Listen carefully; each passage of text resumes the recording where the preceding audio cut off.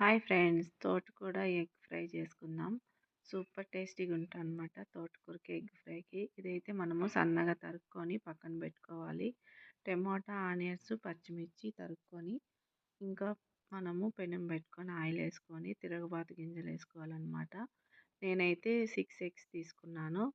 ఒక కట్ట తోటకి చూడండి, ఇలా బాగా ఎర్రగా ఏగనిచ్చేసి మళ్ళీ ఆకు వేసేసుకోవాలన్నమాట. సన్నగా తరుక్కున్న ఆకు వేసి మూత పెట్టేసినామనుకో చాలా బాగా ఏగిపోతుంది. పసుపు కొంచెం వేసి సాల్ట్ వేసేసి బాగా మూత పెట్టి ఏగిన తర్వాత మనము ఎగ్స్ దాంట్లోకి వేసేసుకోవాలన్నమాట. వేసుకొని బాగా కలిపేసి మూత పెట్టేసేయాలి.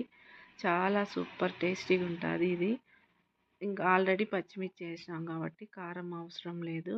ఇదైతే చపాతీలోకి, రోటీలోకి, రైస్లోకి సూపర్ టేస్టీగా ఉంటుంది ఫ్రెండ్స్. Okay, bye.